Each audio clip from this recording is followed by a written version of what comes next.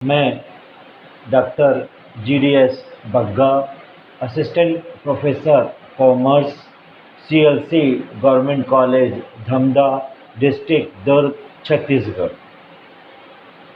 मैं आज के इस वीडियो लेक्चर में एक बार फिर MCOM 4th सेम प्रश्न पत्र का नाम है बैंकिंग प्रैक्टिस यूनिट 3rd। और आज जिस विषय पर मैं अपने विचार व्यक्त करने जा रहा हूं वो दो भागों में बटा है। एक बैंक ऋण के सामान्य सिद्धांत और दूसरा ऋण के प्रकार, यानी बैंक ऋण के सामान्य सिद्धांत और ऋण के प्रकार। तो सबसे पहले मैं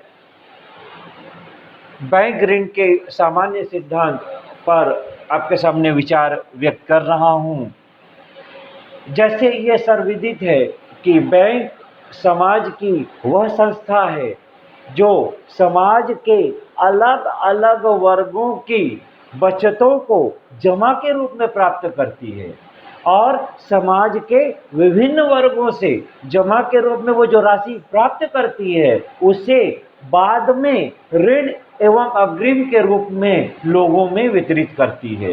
ऋण देना भी एक कला मानी जाती है और इस कला में वही बैंक पारंगत माने जा सकते हैं जो ऋण देने के पहले ऋण देने के सिद्धांतों का पालन करें। अब ये प्रश्न उठता है कि एक बैंक को ऋण देते समय किन किन सिद्धांतों का अनुसरण करना चाहिए। इस क्षेत्र में प्रवेश करते समय सबसे पहले मैं ये बताना चाहूँगा कि पहला पॉइंट है सुरक्षा। सुरक्षा का ये तात्पर्य है कि जब भी बैंक जनता की निधि को ऋण के रूप में वितरित कर रहा है तो उसे इस बात की जांच कर लेनी चाहिए कि जिस पक्षकार को वो ऋण के रूप में राशि दे रहा है उस पक्षकार की आर्थिक दशा क्या है, लाभर्जन दशा क्या है, उसका भविष्य क्या है, वह ली गई ऋण राशि को किस प्रकार वापस कर सकता है। यानी सुरक्षा के बिंदुओं को पर्याप्त छानबीन करनी चाहिए। उसके बाद ही बैंक को ऋण राशि पर अपनी सहमति प्रदान करनी चाहिए। इसका दूसरा सिद्धांत है कोषों की तरलता। कोषों की तरलता, इस तरलता का मतलब क्या है? बैंकों में अर्थ सुलभता। बैंकों में इतनी पूंजी उपलब्ध होनी चाहिए कि यदि बैंक में जमा करता अपनी जमा राशि वापस लेने के लिए आता है या कोई व्यक्ति अपनी अल्पकालीन ऋण की आवश्यकता पूर्ति के लिए आता है तो उसे वो चीज दी जा सके। तो बैंक को ऋण देते समय इस बात को भी ध्यान में रखना चाहिए कि उपलब्ध राशि में से उतनी राशि ऋण के रूप में बांटे ताकि बैंक की तरलता कायम रहे। तीसरा सिद्धांत है प्रतिभूति। प्रतिभूति का तात्पर्य क्या है कि बैंक जब भी ऋण राशि उपलब्ध कराता है तो वो ऋणी से प्रतिभूति के रूप में संपत्ति प्राप्त करता है। इस संबंध में मैं कहना चाहूंगा कि बैंक को प्रतिभूति के रूप में इतनी राशि प्राप्त करनी चाहिए जो ऋण राशि के बराबर हो, यानी प्रतिभूति का मूल्य इतना होना चाहिए जो ऋण राशि को कवर करता हो। इस संबंध में यह तथ्य भी ध्यान देने योग्य है कि उस प्रतिभूति पर बैंक का या उस ग्राहक का स्वामित्व होना चाहिए।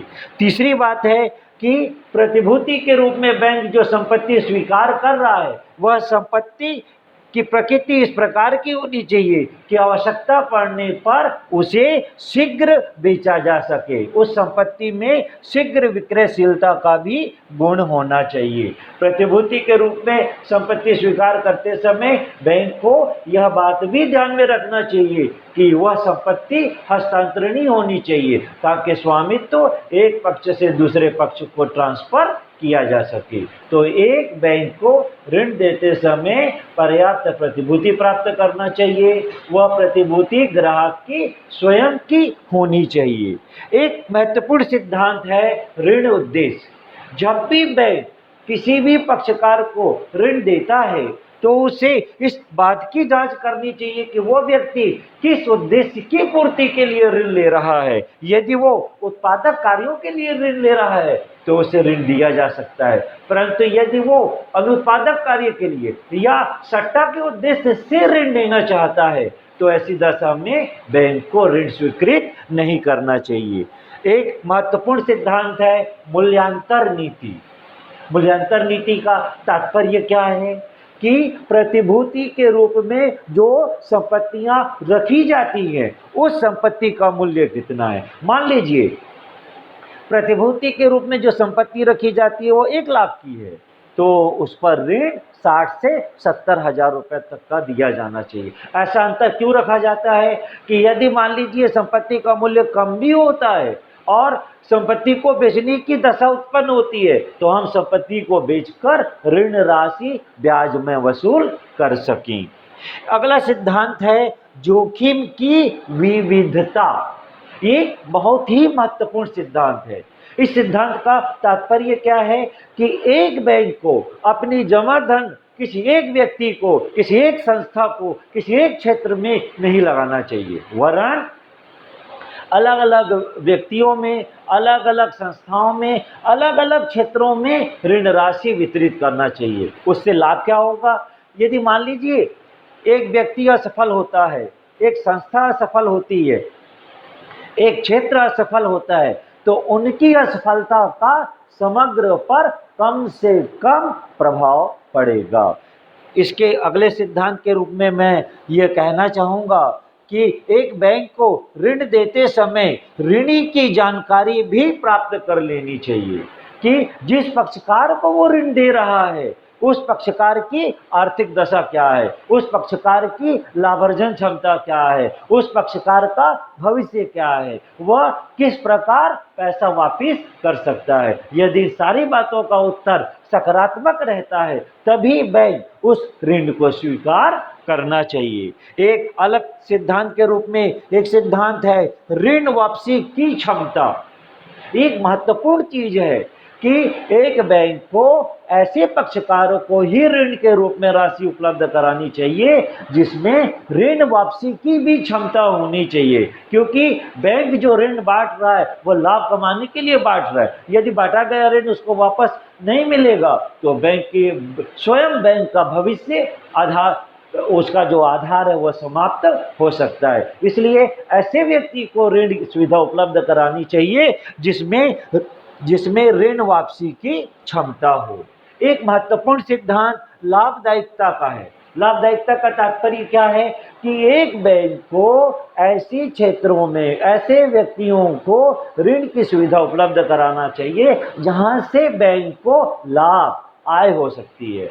किंतु लाभदायिकता तत्व को महत्व तो दिया जाता है, परंतु लाभदायिकता के साथ साथ इस बात पर भी ध्यान देना चाहिए कि दिया गया ऋण सुरक्षित हो और बैंक में तरलता की दशा अनुकूल बनी रहे, यानी लाभदायिकता भी रहे और सुरक्षा तथा तरलता का गुण भी उस ऋण प्रदान करने में होना चाहिए।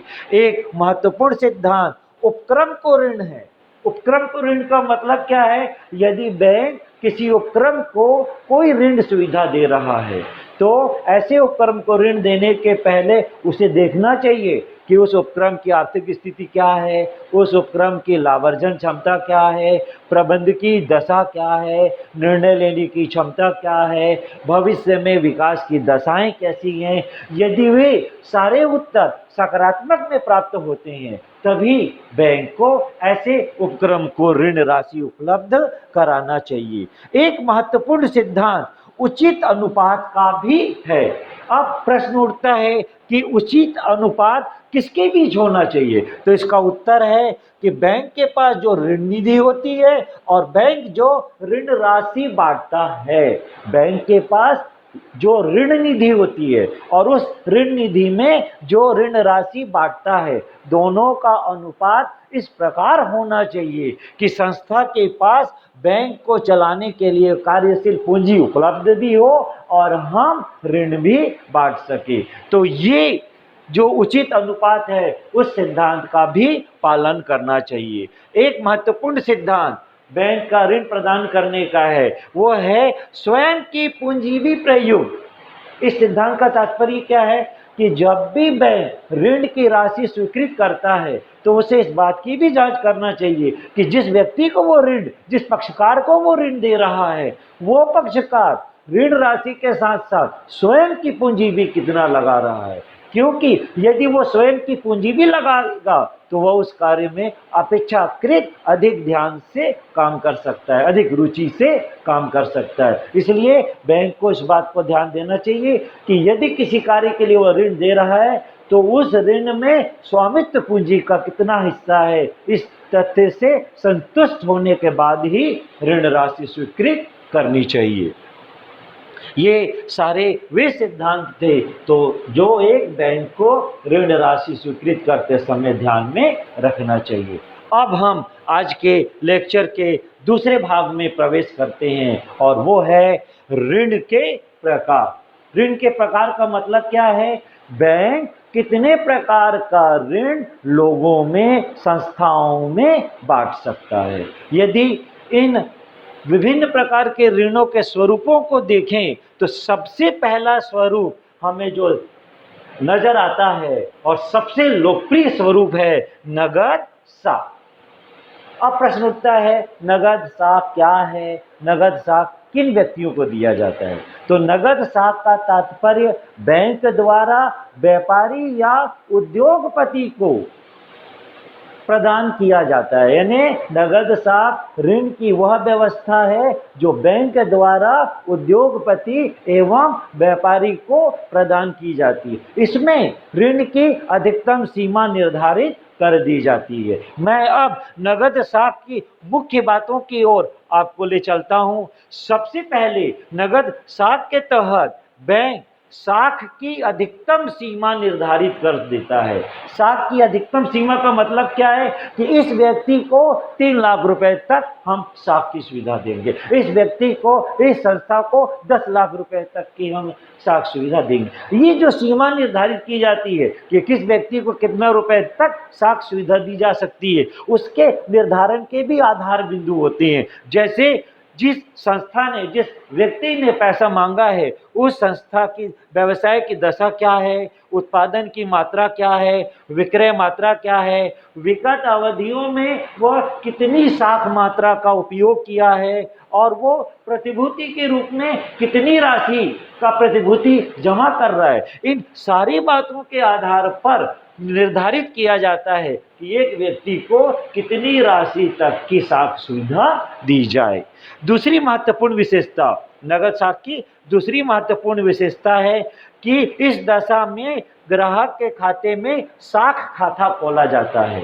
यानी नगद साख की दशा में बैंक ग्राहक के नाम का साख खाता खोला जाता है। और ये साख खाता होता क्या है? साख खाता एक चालू खाते की तरह है जिसमें व्यक्ति निर्धारित सीमा के अंदर जब चाहे पैसा निकाल सकता है और जब चाहे उसके पास यदि पैसे की अतिरिक्तता है तो अतिरिक्त पैसे को फिर से नगद साख खाते में जमा कर सकता है। और इस नगद साख की एक महत्वपूर्ण विशेषता ब्याज की गणना है। ब्याज की गणना का मतलब क्या है? मान लीजिए मैंने एक बैंक से नगद साख लिया, मुझे 3 लाख रुपए तक की सुविधा दी गई, मेरे खाते में, मेरे नगद साख खाते में 3 लाख रुपए आ गए। उसमें से मैं जितना पैसा निकालूंगा, उस निकाले गए पैसे को और जितनी अवधि तक मैं निकाल के बाहर रखूंगा उसी अवधि का मुझे ब्याज देना होगा।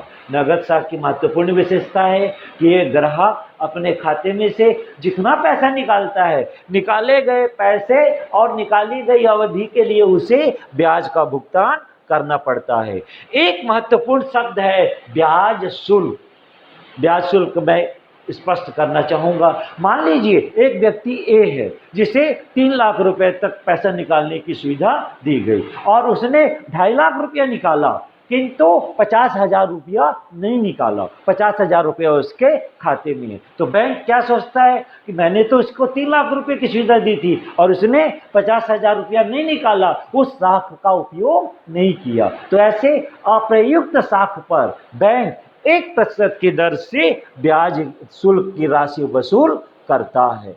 एक महत्वपूर्ण चीज है प्रतिभूतियां। जब बैंक ग्राहक को नगद साख की सुविधा देता है तो ग्राहक से प्रतिभूतियां भी लेता है। ये प्रतिभूतियां माल के रूप में हो सकती हैं, स्कंद के रूप में हो सकती हैं, अंश के रूप में हो सकती हैं, भवन के रूप में भी हो सकती हैं।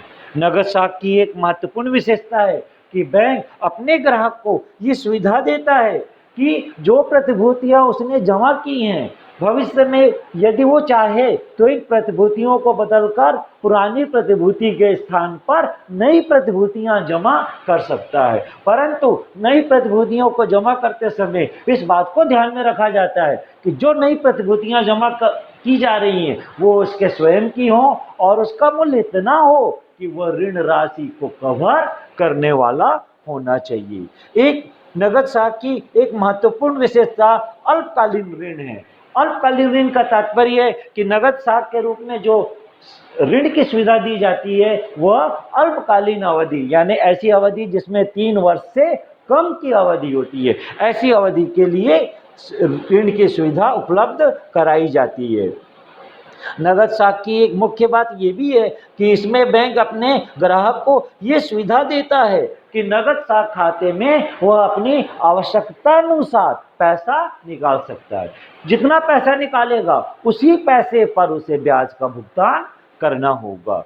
नगद साख की इन मुख्य बातें और विशेषताओं के बाद हम चर्चा करते हैं कि यदि बैंक अपने ग्राहक को नगद साख की सुविधा देता है तो इसमें अच्छी बातें, गुण वाली बातें, लाभ वाली बातें क्या हैं। तो नगद साख का पहला गुण है कि ये व्यावसायिक कार्यशील पूंजी की पूर्ति करता है। व्यावसायिक कार्यशील पूंजी की पूर्ति करता है। कार्यशील पूंजी यानी व्यवसाय को चलाने के लिए जो पूंजी की आवश्यकता होती है उसे व्यवसायिक कार्यशील पूंजी कहते हैं। और नगद साख से पहला लाभ है कि हम नगद साख की मदद से व्यवसायिक कार्यशील पूंजी की आवश्यकता की पूर्ति कर सकते हैं। अब दूसरे लाभ में आते हैं और दूसरा लाभ है आवश्यकतानुसार राशि का आहरण। आवश्यकतानुसार राशि का आहरण नगद साख का एक महत्वपूर्ण लाभ है कि इसमें ग्राहक अपनी आवश्यकता के अनुसार नगद साख से पैसा निकाल सकता है। और इसका तीसरा लाभ है साख खाते में राशि जमा करना। साख खाते में राशि जमा करना यानी यदि ग्राहक के पास पर्याप्त पैसा है तो वह उपलब्ध पैसे को अपने साख खाते में जमा करके अपनी ऋण राशि को कम कर सकता है। एक लाभ ये भी है कि इससे व्यावसायिक एवं औद्योगिक विकास का मार्ग प्रशस्त होता है। नगद साख का एक महत्वपूर्ण लाभ है कि यदि देश में नगद साख का जितना प्रचार प्रसार होगा वह उस देश के व्यावसायिक और औद्योगिक विकास के लिए उतना अच्छा माना जाएगा। दोस्तों जिस तरह कहा जाता है कि यदि किसी में गुण हो तो उसमें दोष भी होते हैं। इन दोषों को यदि हम ध्यान से देखें तो सबसे पहला दोष है अप्रयुक्त साख निष्क्रिय। अप्रयुक्त साख निष्क्रिय का मतलब क्या है? मान लीजिए एक व्यक्ति को 3 लाख रुपया की साख सुविधा दी गई, वो 2.5 लाख रुपये निकालता है तो 50,000 रुपया स्वीकृत साख निष्क्रिय के रूप में हो जाता है। दूसरा दोष है कि जो साख अप्रयुक्त हो जाता है बैंक को उस अप्रयुक्त साख पर ब्याज नहीं मिल पाता। एक और दोष है कि इसमें यदि ग्राहक को 3 लाख रुपए की सुविधा दी गई है, मान लीजिए ग्राहक को 5 लाख रुपए की आवश्यकता है तो ऐसी दशा में वो निर्धारित सीमा से ज़्यादा पैसा नहीं निकाल सकता। इस नगद साख की एक महत्वपूर्ण दोष है कि यदि मान लीजिए कि जो ग्राहक ने प्रतिभूति के रूप में माल दिया है और वह धोखे से बेच देता है, प्रतिभूति के रखे माल को धोखे से बेच देता है तो हो सकता है कि बैंक को घाटा हो जाए। ये नगद साख ऋण प्राप्त करने का, ऋण प्रदान करने का बैंक का पहला रास्ता है। अब दूसरा रास्ता अधिविकर्ष, ऋण प्रदान करने का दूसरा विकल्प अधिविकर्ष में आते हैं, ओवरड्राफ्ट। अधिविकर्ष का मतलब क्या है? अधिविकर्ष का तात्पर्य बैंक द्वारा ग्राहक को प्रदान की गई उस सुविधा से लिया जाता है जिसमें ग्राहक अपने खाते में जमा राशि से अधिक राशि का आहरण कर सकता है। यदि अधिविकर्ष की मुख्य बातों की ओर हम चलें तो सबसे पहली मुख्य बात हमारे सामने नजर आती है कि बैंक उन्हीं ग्राहकों को अधिविकर्ष की सुविधा प्रदान करता है जो बैंक में चालू खाता खोलते हैं। बैंक केवल उन्हीं ग्राहकों को अधिविकर्ष की सुविधा प्रदान करता है जो बैंक में चालू खाता खोलते हैं। दूसरी विशेषता ब्याज की गणना। ब्याज की गणना का मतलब क्या है? मान लीजिए मेरे खाते में 4 लाख था, मैंने 5 लाख रुपए निकाले, 1 लाख रुपया ज़्यादा निकाला, तो मुझे इस 1 लाख रुपए पर निर्धारित दर से ब्याज की राशि का भुगतान करना होगा। अधिविकर्ष की एक विशेषता है कि अधिविकर्ष सुरक्षित रूप में भी हो सकता है और असुरक्षित रूप में भी हो सकता है। अब प्रश्न उठता है सुरक्षित अधिविकर्ष क्या है? तो इसका उत्तर है वह अधिविकर्ष जो संपत्ति की जमानत के आधार पर दिया जाता है उसे सुरक्षित अधिविकर्ष कहते हैं। और ऐसा अधिविकर्ष जिसके लिए बैंक किसी प्रकार की संपत्ति प्राप्त नहीं करता उसे असुरक्षित अधिविकर्ष के नाम से जाना जाता है। और व्यवहार में सामान्यतः अधिविकर्ष का स्वभाव असुरक्षित ऋण की तरह होता है। अधिविकर्ष की एक विशेषता यह भी है कि अधिविकर्ष सामान्यतः अत्यंत अल्प अवधि के लिए बैंक द्वारा ग्राहक को प्रदान किया जाता है। अधिविकर्ष की एक महत्वपूर्ण विशेषता है कि अधिविकर्ष की सुविधा प्राप्त करना ग्राहक का अधिकार नहीं है। यदि बैंक अधिविकर्ष की सुविधा न देना चाहे तो ग्राहक उसके लिए कानूनन बाध्य नहीं कर सकता। इस तरह हमने पहला ऋण का प्रकार पढ़ा नगद साख और दूसरा प्रकार पढ़ा अधिविकर्ष। अब हम आते हैं कि इस अधिविकर्ष और नगद साख में अंतर क्या है। ये अंतर के आधार हैं। सबसे पहला अंतर का आधार है उद्देश्य। अधिविकर्ष का उद्देश्य आकस्मिक मौद्रिक आवश्यकता को पूरा करना है। अचानक व्यवसाय में मौद्रिक आवश्यकता हो गई तो उसको पूरा करने के लिए अधिविकर्ष की सुविधा का लाभ लिया जाता है। वहीं नगद साख का उद्देश्य व्यवसाय की कार्यशील पूंजी का प्रबंध करना है ताकि व्यवसाय का सुचारू संचालन किया जा सके। इस अंतर का दूसरा आधार है उपयोगकर्ता। उपयोगकर्ता यानी अधिविकर्ष की सुविधा का उपयोग सामान्यतः व्यापारी या उद्योगपतियों के द्वारा किया जाता है, जबकि नगद साख का उपयोग व्यापारी और उद्योगपति तो करते ही हैं, साथ में कार्यालय के द्वारा प्रोजेक्ट जो परियोजनाएं हैं उनके द्वारा भी किया जाता है। अंतर का तीसरा आधार है अवधि। अधिविकर्ष सामान्यतः अत्यंत अल्प अवधि के लिए प्रदान किया जाता है, जबकि नगद साख की अवधि सामान्यतः 1 वर्ष होती है। अंतर के आधार में जाएं तो चौथा आधार हमें खाते के रूप में नजर आता है कि अधिविकर्ष की सुविधा तभी प्रदान की जाती है जब ग्राहक का बैंक में चालू खाता हो, जबकि नगद साख की सुविधा प्रदान कर लिए चालू खाते की आवश्यकता नहीं होती।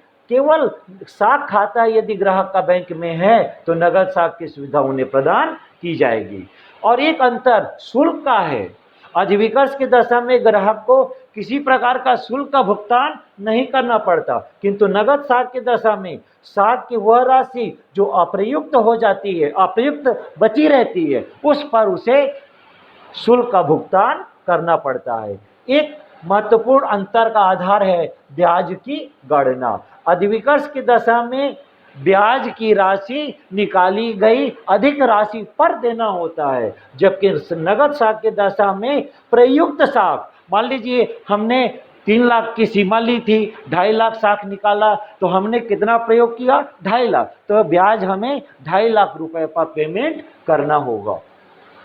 एक महत्वपूर्ण अंतर का आधार है प्रतिभूति। सामान्यतः अधिविकर्ष की सुविधा के लिए बैंक अपने ग्राहक से कोई प्रतिभूति नहीं लेता, किंतु यदि आवश्यकता पड़े तो सावधि जमा रसीद, अंश पत्र, जीवन बीमा पॉलिसी को आधार के रूप में स्वीकार कर सकता है। जबकि नगद साख की दशा में बैंक अपने ग्राहक से चल संपत्तियां या मूल्यवान संपत्तियां जमानत के रूप में स्वीकार करता है। इसके अगले आधार के रूप में जाएं तो बैंक और ग्राहक का संबंध के ऊपर हम कह सकते हैं, बैंक और ग्राहक का संबंध। इसके में मैं बताना चाहूँगा कि यदि अधिविकर्ष की सुविधा समाप्त होती है तो समाप्ति के बाद बैंक और ग्राहक के संबंध समाप्त नहीं होते।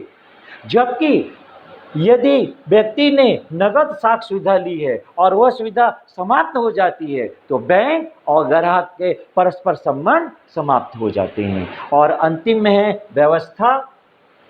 अधिविकर्ष की व्यवस्था एक आकस्मिक व्यवस्था मानी जाती है, जबकि नगद साख की व्यवस्था एक स्थिर व्यवस्था मानी जाती है। अभी तक हमने बैंक द्वारा ग्राहक को ऋण प्रदान करने के दो स्वरूपों का अध्ययन किया, एक नगद साख और दूसरा अधिविकर्ष। अब तीसरे स्वरूप में प्रवेश करते हैं। इस स्वरूप का नाम है ऋण। यह स्वरूप बैंक द्वारा ग्राहक को प्रदान किया जाने वाला प्राचीनतम, परंपरागत और सरल स्वरूप माना जाता है। इस स्वरूप में होता क्या है? इस स्वरूप में बैंक ग्राहक से जमानत के रूप में संपत्ति लेता है और उसे एक मुश्त ऋण राशि स्वीकृत कर देता है। चाहे वह एक साथ निकाल ले और उसके खाते में वो पैसा जमा कर देता है। मैं उनकी इस ऋण व्यवस्था का जो महत्वपूर्ण बातें हैं उनको एक एक करके यहाँ स्पष्ट करना चाहूँगा।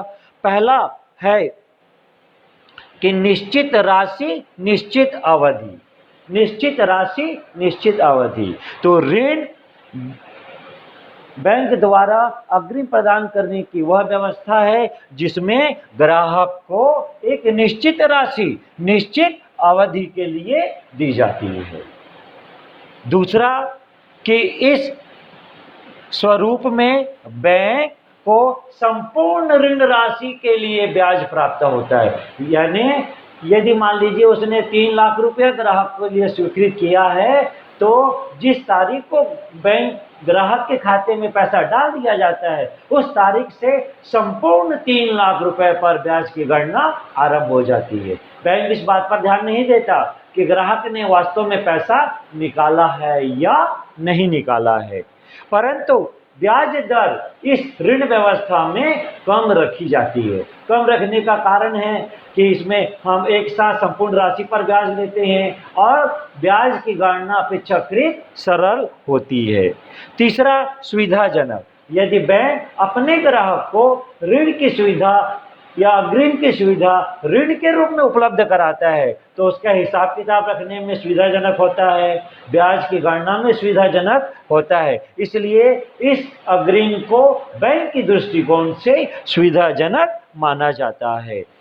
इसकी एक महत्वपूर्ण विशेषता है कि बैंक द्वारा जब ग्राहक को ऋण के रूप में अग्रिम दिया जाता है तो अवधि के आधार पर ऐसे ऋणों को 3 भागों में बांटा जा सकता है। यदि ऐसे ऋण की अवधि 3 साल से कम की है तो ऐसा ऋण अल्पकालीन ऋण कहलाता है, किंतु यदि अवधि 3 से अधिक किंतु 5 वर्ष से कम होती है तो वह मध्यकालीन ऋण कहलाता है, और यदि 5 वर्ष से अधिक की है तो उसे दीर्घकालीन ऋण के नाम से पुकारा जाता है।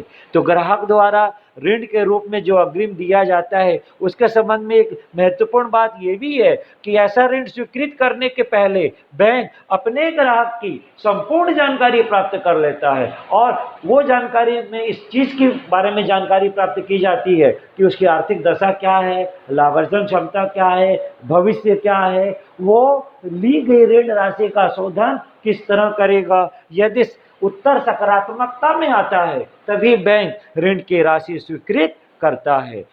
तो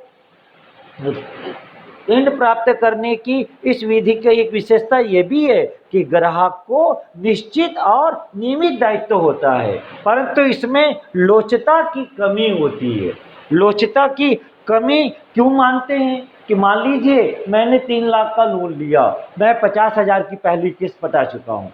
यदि मैं चाहूँ तो पटाई गई राशि को फिर से वापस नहीं ले सकता, इसी के कारण इसमें लोचता नहीं होती।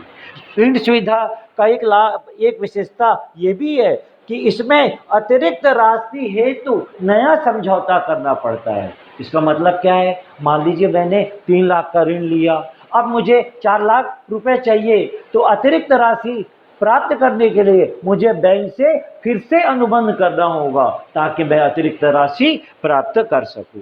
यदि इस ऋण के लाभों की चर्चा करना चाहें तो सबसे पहला लाभ है कि यदि संस्था में कोई बड़े व्यय करना है, जैसे बिल्डिंग बनाना है, फर्नीचर लेना है, मशीन लेना है या अन्य कोई बड़े कार्य करना है, तो बड़े कार्यों के लिए ऋण को उपयुक्त माना जाता है, क्योंकि इसमें ऋण की सारी राशि एक मुश्त प्राप्त हो जाती है।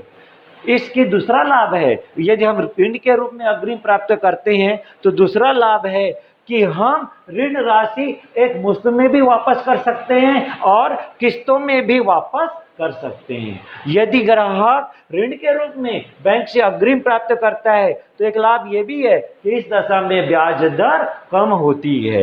एक लाभ ये भी है कि बैंक के लिए ब्याज अधिक है, क्योंकि संपूर्ण राशि पर एक साथ ब्याज की गणना की जाती है। इसमें यह नहीं देखा जाता कि उसने उस राशि का उपयोग किया है कि नहीं किया है। इन लाभों के बाद ऋण के दशा में ये एक दोष है कि इस पे ग्राहक पर ब्याज का भार अधिक पड़ता है। मान लीजिए उसने 3 लाख रुपए की सुविधा ली, किंतु उसने उस पैसे का उपयोग नहीं किया, किंतु उसके बावजूद उसे इस राशि पर ब्याज देना पड़ता है, जिसके कारण ब्याज का भार ग्राहक पर अधिक होता है। इसका एक दोष ये भी है कि इस व्यवस्था में लोचता नहीं होती, अर्थात यदि हमने किसी ऋण की किस्त का पेमेंट कर दिया है तो उसको हम वापस नहीं ले सकते। इसका तीसरा दोष है कि बड़े व्ययों के लिए ये तो ठीक है, किंतु यदि कार्यशील पूंजी के लिए पैसे की आवश्यकता है तो ऋण का यह स्वरूप उपयुक्त नहीं माना जाता। एक दोष यह भी है कि ऋण के रूप में राशि प्राप्त करने के लिए ग्राहक को बहुत सारे दस्तावेज प्रस्तुत करना पड़ता है। एक लंबी प्रक्रिया चलती है, खर्चीली प्रक्रिया चलती है, जिसके कारण ऋण की यह स्वरूप उतना लोकप्रिय नहीं हो पाता। अब बैंक द्वारा ग्राहक को ऋण देने का चौथा माध्यम विपत्रों की कटौती की सुविधा है। विपत्र यानी विक्रेता ने माल बेचा, उसने एक विपत्र ग्राहक को लिखा कि आप एक निश्चित अवधि के बाद एक निश्चित राशि मुझे देंगे, और ऐसा पर सहमति स्वीकारक देता है और उसको विपत्र विक्रेता को वापस कर देता है। विक्रेता को इस विपत्र पर राशि तभी मिलेगी जब वह अवधि समाप्त हो जाए।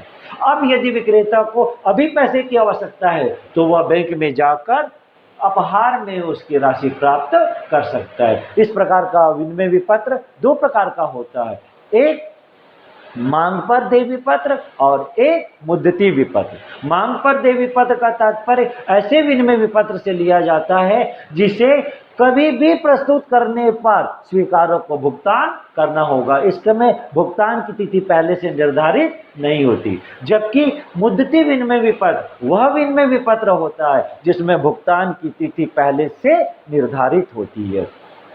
निर्धारित अवधि के बाद ही भुगतान किया जाता है। ऐसे विपत्रों को बैंक अपहार पर खरीद कर ऋण की सुविधा प्रदान करता है।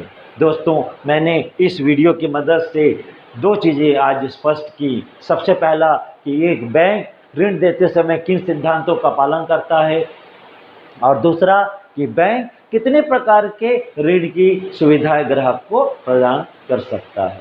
मैंने अपने बैंकिंग व्यवहार के वीडियो श्रृंखला में मैंने कोशिश की कि अधिक से अधिक सिलेबस को मैं कवर कर सकूं, और आज मैंने जो विषय वस्तु आपके सामने रखी उस संबंध में यदि किसी भी प्रकार का संदेह हो तो आप कमेंट्स बॉक्स में जाकर उस संदेह से मुझे अवगत करा सकते हैं।